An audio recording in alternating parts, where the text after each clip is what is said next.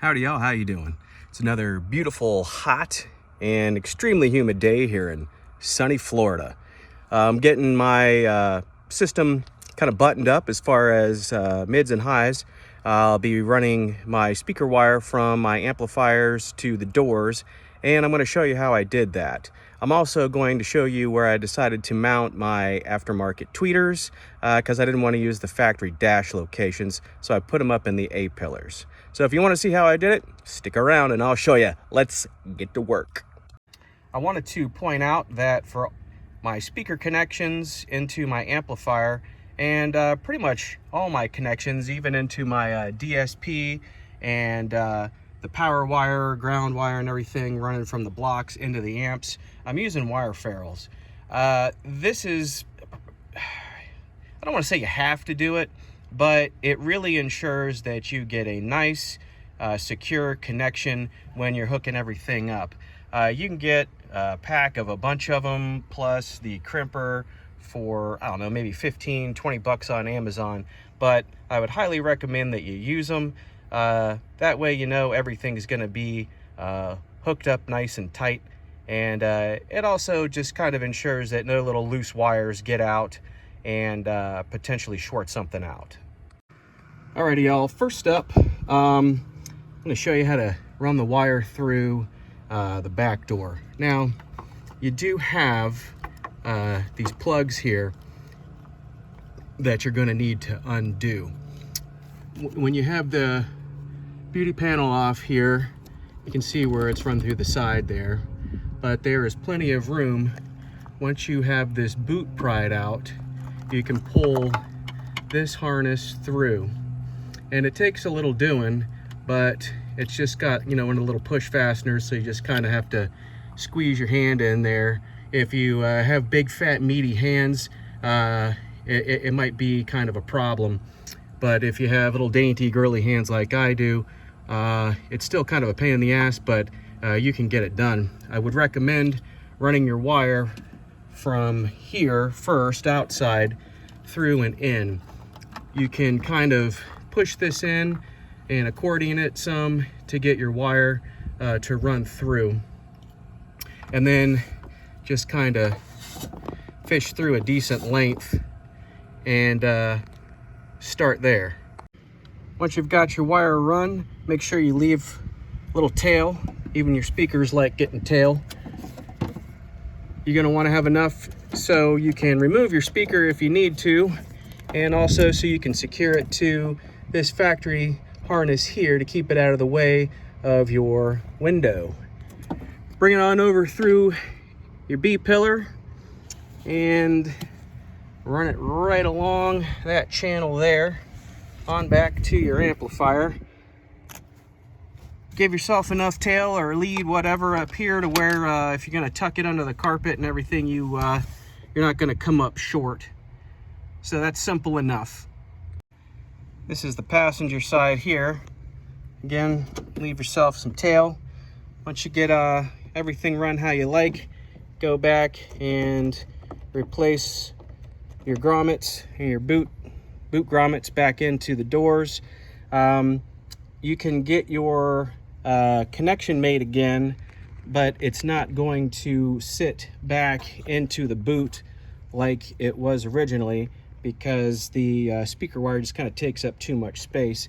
It doesn't affect how the boot down here seals though, so that's the most important thing. As long as the boot fits in there and makes a nice watertight seal, you're good to go. Right on your front speaker wire is going to be much the same.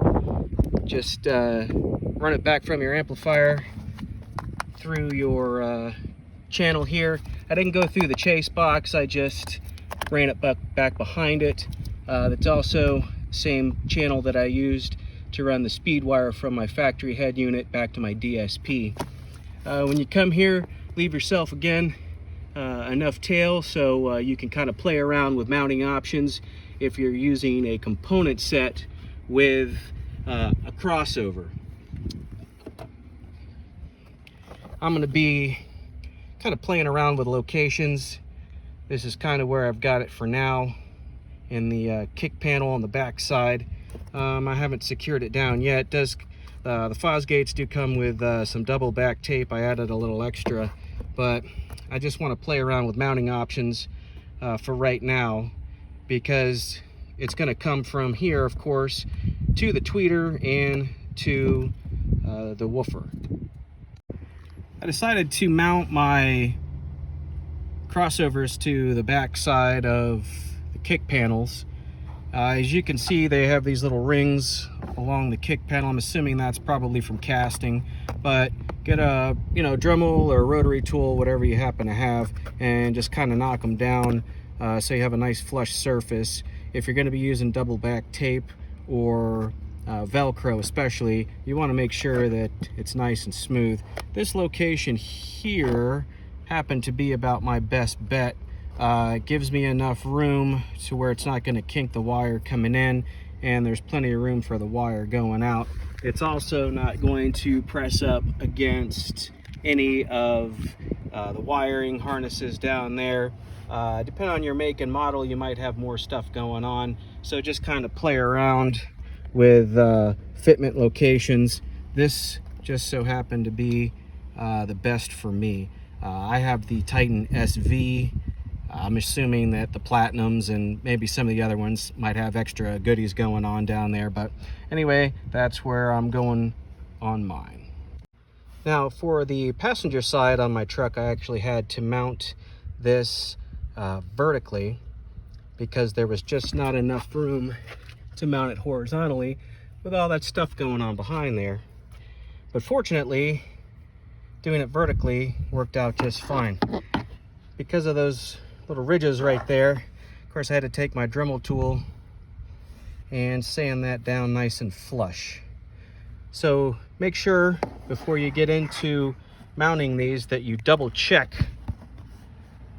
each side independently. That way you don't end up having to double your work.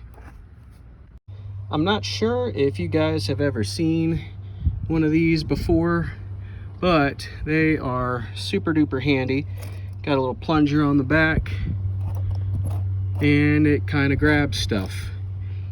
For the front door speakers, to get the speaker wire through, this came in extremely handy. It also worked to get my speaker wire for the tweeters that I'm going to be putting in the sill panel and down to here. Came in super handy. So I think you can get them at Walmart, dollar store, pretty much anywhere, but they will definitely make wire running a lot easier. Unlike the rear doors, there is no clip to undo, so you just have the wires that are run through. Now I'll see if I can get in there.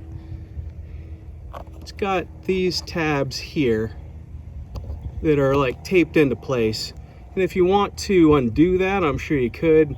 I don't know if cutting them would be a good idea. I'm sure they serve some sort of a purpose, but here again, something like this here, or something rigid that you can run through, kind of accordion that, is going to make your life so much easier.